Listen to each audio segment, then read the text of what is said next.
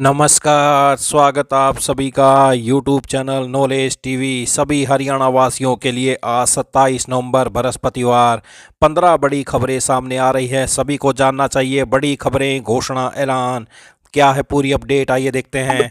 हरियाणा की हर छोटी से बड़ी योजना, घोषणा, आदेश, निर्णय, मौसम, फैसला, सभी की जानकारी सबसे पहले यहाँ पर मिलती है। तो चैनल को सब्सक्राइब जरूर कर लें, वीडियो को लास्ट तक जरूर देखें। तो आइए देखते हैं हरियाणा से 15 बड़ी खबरें, घोषणा, ऐलान। पहली बड़ी घोषणा विधवा पेंशन व बुढ़ापा पेंशन को लेकर आमजन के लिए जरूरी खबर है। ये दोनों पेंशन शुरू करवाने के लिए लोगों को अपने परिवार पहचान पत्र में कुछ जानकारियां अपडेट करवानी जरूरी हैं। अगर इन पेंशनों के पात्र व्यक्ति अपनी फैमिली आईडी में ये जानकारियां अपडेट नहीं कराएंगे तो उनकी विधवा पेंशन व बुढ़ापा पेंशन समय पर शुरू नहीं हो पाएगी।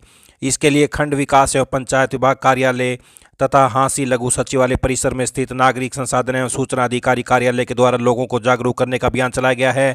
इन कार्यालयों में आए दिन आमजन विधवा पेंशन व बुढ़ापा पेंशन से संबंधित समस्याएं लेकर पहुंच रहे हैं, जिनको फैमिली आईडी में कुछ जानकारियां अपडेट कराने की सलाह दी जा रही हैं। नागरिक संसाधन एवं सूचना अधिकारी कार्यालय की ओर से आमजन को बताया जा रहा है कि फैमिली आईडी में कुछ जानकारी अपडेट होते ही पेंशन के पात्रों दूसरे सरकारी कार्यालयों में चक्कर काटने की कोई ज़रूरत नहीं रहेगी। ऑनलाइन पोर्टल पर अपने आप ही पेंशन चालू हो जाएगी। फैमिली आईडी में ये अपडेट करवाना जरूरी है। विधवा पेंशन बनवाने के लिए सबसे पहले पात्र महिला के मृतक पति का नाम फैमिली आईडी से कटवाना है। यह नाम कटवाने के लिए उनका मृत्यु प्रमाण पत्र होना अनिवार्य है, क्योंकि ओरिजिनल मृत्यु प्रमाण पत्र फैमिली आईडी पोर्टल पर अपलोड किया जाएगा। मृतक का नाम फैमिली आईडी से कटने के बाद मृतक की पत्नी को फैमिली आईडी में अपना मैरिटल स्टेटस बदलवाना होगा, यानी उनको विवाहिता की जगह विधवा अपडेट करना होगा। ये रिक्वेस्ट आवेदन करने वाले समय भी ऑनलाइन कर सकते हैं। यह ओटीपी बेस्ड प्रक्रिया है। इसमें पहली प्रक्रिया है मृतक व्यक्ति का नाम फैमिली आईडी से कटवाना व दूसरी प्रक्रिया है मैरिटल स्टेटस बदलवाना। ये दोनों प्रक्रिया पूरी होने के बाद विधवा महिला के बैंक खाते को फैमिली आईडी से जुड़वाना होगा।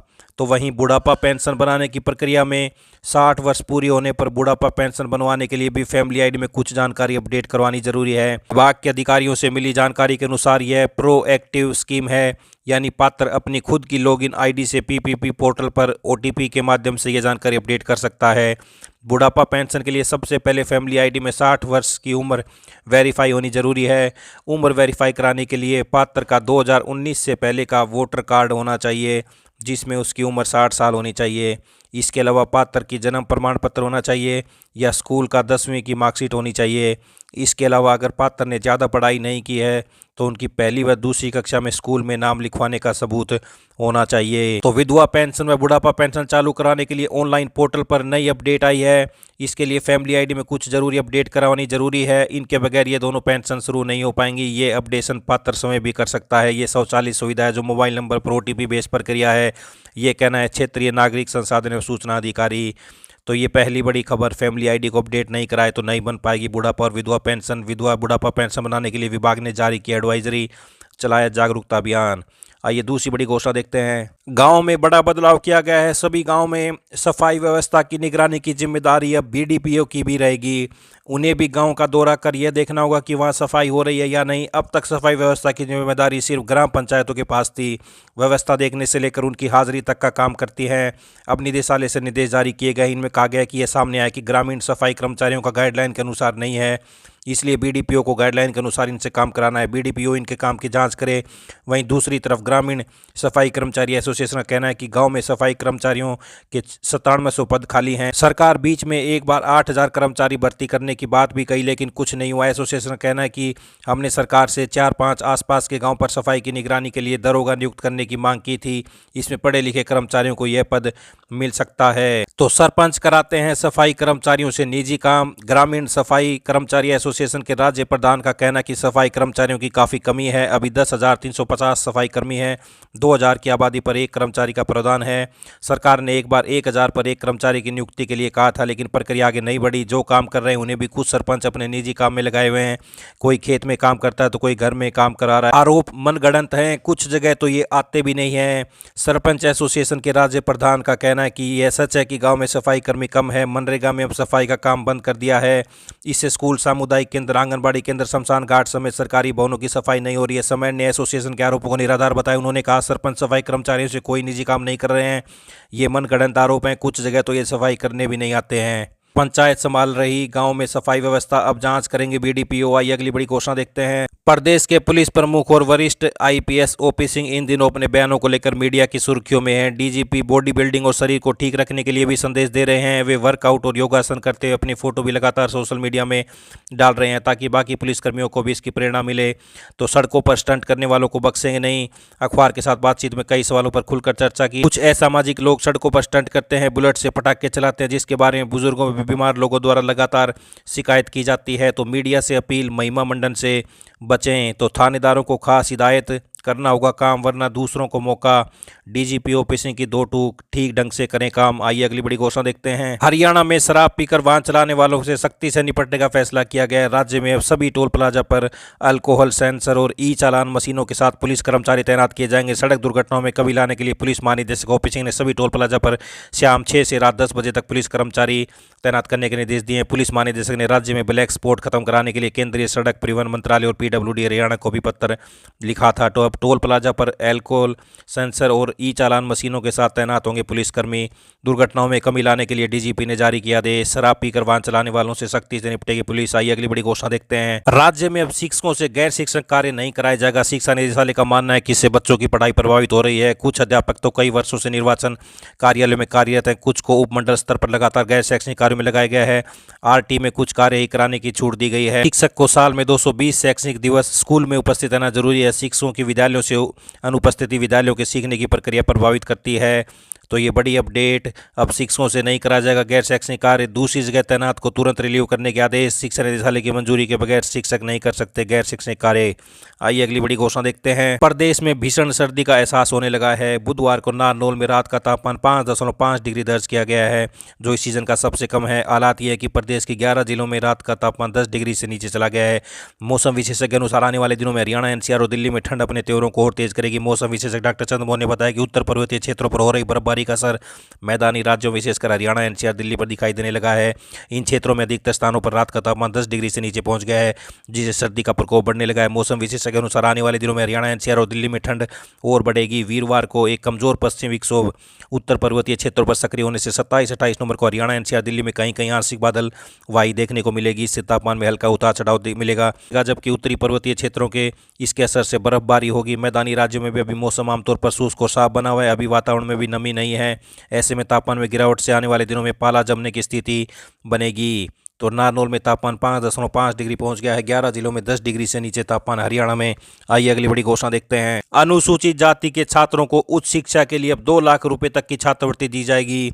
सामाजिक न्याय और अधिकारिता मंत्रालय ने अनुसूचित जाति छात्रों के लिए उच्च स्तरीय छात्रवृत्ति योजना के नए दिशा निर्देश जारी किए हैं। इसमें शैक्षणिक सत्र 2024-25 के लिए वित्तीय सहायता बढ़ाई गई है और संस्थानों की जवाबदेही को सख्त किया गया है। संशोधित वित्तीय मानकों के तहत केंद्र सरकार निजी संस्थानों के छात्रों को पूरी ट्यूशन फीस और गैर वापसी योग्य शुल्क प्रदान करेगी, जिसकी सीमा प्रति वर्ष 2 लाख रुपए निर्धारित की गई है। इसके अलावा छात्रों को पहले वर्ष में 86,000 रुपये और इसके बाद के वर्षों में 41,000 रुपये का शैक्षणिक भत्ता भी दिया जाएगा। यह राशि आवास, किताबें और लैपटॉप जैसे खर्चों के लिए होंगी। डीबीटी के माध्यम से सीधे बैंक खातों में यह छात्रवृत्ति भेजी जाएगी। लाभार्थियों को अन्य केंद्रीय व राज्य योजनाओं से समान छात्रवृत्ति प्राप्त करने की अनुमति नहीं होगी। यह छात्रवृत्ति उन अनुसूचित जाति छात्रों के लिए उपलब्ध होगी जिनके अभिभावक की वार्षिक आय 8 लाख रुपए तक है। तो एससी छात्रों को सालाना 2 लाख रुपए तक मिलेगी छात्रवृत्ति।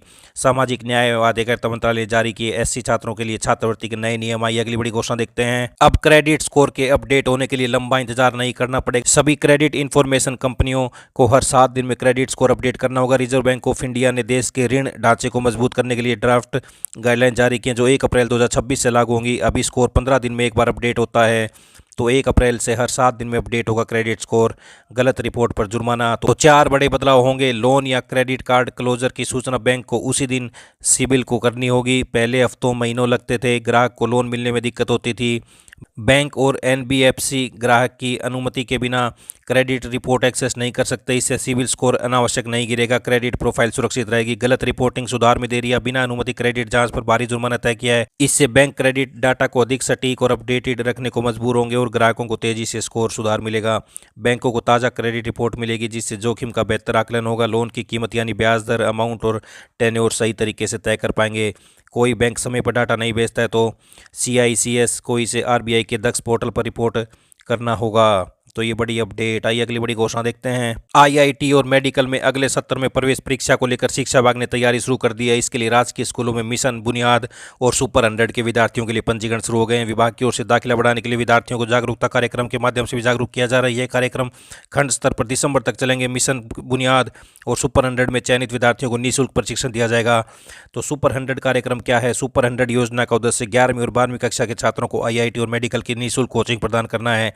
इस कार्यक्रम के माध्यम से पिछले 4 वर्षों में 200 से अधिक छात्रों को IIT, NIT और सरकारी मेडिकल कॉलेजों में प्रवेश मिला है। मिशन बुनियाद में चल रहे हैं 5 केंद्र। मिशन बुनियाद के अंतर्गत 9वीं और 10वीं कक्षा के छात्रों के लिए डिजिटल प्लेटफॉर्म की शुरुआत की गई है। इस कार्यक्रम का उद्देश्य बच्चों के बीच में एक स्वतंत्र, सकारात्मक और प्रतिस्पर्धा भावना बढ़ाना ताकि वे अपने आगामी जीवन की चुनौतियों का सामना कर सकें। तो सुपर 100 के लिए यह रहेगी प्रक्रिया। पंजीकरण 9 फरवरी, प्रवेश परीक्षा लेवल 1 11 फरवरी, प्रवेश परीक्षा लेवल 1 का परिणाम 15 मार्च, प्रवेश परीक्षा लेवल 2 परीक्षा 2 अप्रैल, प्रवेश परीक्षा लेवल 2 परिणाम 30 अप्रैल। मिशन बुनियाद में ये रहेगी पंजीकरण प्रक्रिया। 16 दिसंबर पंजीकरण किए जाएंगे। लेवल 1 के एडमिट कार्ड डाउनलोड होंगे 17 दिसंबर। लेवल 1 परीक्षा 24 दिसंबर को होगी। तो ये आप पूरा शेड्यूल देख सकते हैं। आइए अगली बड़ी घोषणा देखते हैं। स्कूलों में उपलब्ध टैबलेट का वास्तविक आंकड़ा अब एक क्लिक में सामने आएगा। शिक्षा निदेशालय ने राज्य भर के सभी राजकीय स्कूलों को MIS पोर्टल पर अपडेट करने के निर्देश दिए हैं। इसके लिए पोर्टल पर नया करंट टैब स्टेटस मॉड्यूल जारी कर दिया है, जिसके माध्यम से पूरे राज्य के टैबलेट एकीकृत रिकॉर्ड तैयार किया जाएगा। निदेशालय के अनुसार सभी राजकीय वरिष्ठ माध्यमिक विद्यालय, हाई स्कूल और डाइट संस्थानों को 2 दिसंबर तक टैबलेट की स्थिति पोर्टल पर भरनी होगी। विभाग ने जानकारी भरने के लिए गाइडलाइन भी जारी की है। इसके अलावा विभाग ने हेल्प नंबर भी जारी किया है। अगर डाटा अपडेट करने में कोई समस्या आती है तो संबंधित स्कूल हेड सीधे संपर्क कर सकते हैं। किसी भी कार्य दिवस पर सुबह 9 से शाम 5 बजे तक हेल्प डेस्क पे संपर्क किया जा सकता है। तो राजकीय स्कूलों में टैबलेट की स्थिति अपडेट करना अनिवार्य। आइए अगली बड़ी घोषणा देखते हैं। ITI पास उम्मीदवारों को अप्रेंटिसशिप करने का सुनहरा अवसर। हरियाणा सरकार के अधीन सभी विभागों, बोर्ड, कॉरपोरेशन एवं निगमों आदि के कार्यालयों में अप्रेंटिसशिप एक्ट 1961 के तहत ट्रेड अप्रेंटिसशिप लगने के लिए ITI पास इच्छुक उम्मीदवार पोर्टल apprenticeshipindia.gov.in पर अपना ऑनलाइन रजिस्ट्रेशन कर इस पोर्टल पर रजिस्टर्ड कार्यालयों में अप्रेंटिसशिप लगाने हेतु पोर्टल के माध्यम से वर्ष 2025 की चतुर्थ अनुसूची के तृतीय चरण के लिए दिनांक 12 दिसंबर तक ऑनलाइन आवेदन कर सकते हैं। तृतीय चरण के लिए निर्धारित अंतिम तिथि तक प्राप्त आवेदनों पर ही विचार किया जाएगा, जिसका विस्तृत विवरण विभागीय वेबसाइट ITI-Haryana.gov.in पर उपलब्ध है। ITI पास उम्मीदवार हरियाणा राज्य का स्थायी निवासी हो या 10वीं कक्षा हरियाणा राज्य से पास की हो, या उम्मीदवार चंडीगढ़ का स्थायी निवासी हो और उसने हरियाणा या चंडीगढ़ में स्थित किसी भी सरकारी मान्यता प्राप्त औद्योगिक प्रशिक्षण संस्थान से NCVT SCVT के तहत ITI कोर्स किया हो। प्रत्येक प्रतिष्ठान में अप्रेंटिसशिप हेतु उपलब्ध सीटों के प्रति 20% सीटों पर अनुसूचित जाति के उम्मीदवारों को और 27% सीटों के लिए पिछड़े वर्ग की श्रेणी के उम्मीदवारों को वरीयता दी जाएगी। आवेदकों को सलाह दी जाती है कि पोर्टल पर रजिस्ट्रेशन में समय की ईमेल ID, अपने मोबाइल नंबर व अपना आधार नंबर सही दर्ज करें। पोर्टल पर द्वारा सभी सूचनाएं उम्मीदवार की मोबाइल नंबर पर ही भेजी जाएंगी। किसी भी जानकारी के लिए निकटतम राजकीय ITI संस्थान में संपर्क कर सकते हैं। तो ये बड़ा आदेश जारी। आइए अगली बड़ी घोषणा देखते हैं। वार नवोदय विद्यालय समिति की ओर से कक्षा 6 में प्रवेश हेतु आयोजित होने वाली परीक्षा के प्रवेश पत्र जारी कर दिए गए हैं। यह परीक्षा 13 दिसंबर शनिवार को प्रातः 11:30 बजे आयोजित की जाएगी। आइए अगली बड़ी घोषणा देखते हैं। भारत को 2030 राष्ट्रमंडल खेलों की मेजबानी मिल गई है। भारत 20 साल बाद राष्ट्रमंडल खेलों की मेजबानी करेगा और बुधवार को ग्लासगो में राष्ट्रमंडल खेलों की आम सभा की बैठक में अहमदाबाद को मेजबान के तौर पर औपचारिक मंजूरी मिल गई है। पिछले महीने कॉमनवेल्थ रिपोर्ट के कार्यकारी बोर्ड द्वारा शताब्दी चरण के प्रस्तावित मेजबान के रूप में अहमदाबाद की सिफारिश के बाद 74 सदस्यों की जनरल असेंबली के लिए भारत की बोली पर मोहर लगना महज एक औपचारिकता थी। भारत ने पिछली बार 2010 में दिल्ली में इन खेलों की मेजबानी की थी। भारत के लिए राष्ट्रमंडल खेलों की मेजबानी हासिल करना इसलिए भी जरूरी है क्योंकि देश 2036 में होने वाले ओलंपिक खेलों की मेजबानी हासिल करने की दौड़ में भी है। आइए अगली बड़ी घोषणा देखते हैं। सेना में जनशक्ति संकट को दूर करने के लिए भर्ती बढ़ोतरी का बड़ा निर्णय लिया गया है। भारतीय सेना में अब हर साल 1 लाख अग्निवीर जवानों की भर्ती की जाएगी। तो ये बड़ी अपडेट। तो ये सभी हरियाणा वासियों के लिए 15 बड़ी काम की खबरें, घोषणा, ऐलान, पल पल की अपडेट आप सभी को यहाँ पर मिलती रहेगी। तो यूट्यूब चैनल नॉलेज टीवी को सब्सक्राइब जरूर कर लें, घंटी का बटन जरूर दबाएं, लाइक कमेंट शेयर सब्सक्राइब ज़्यादा करें ताकि अधिक से अधिक लोगों के पास जानकारी पहुँच सके। बहुत बहुत धन्यवाद।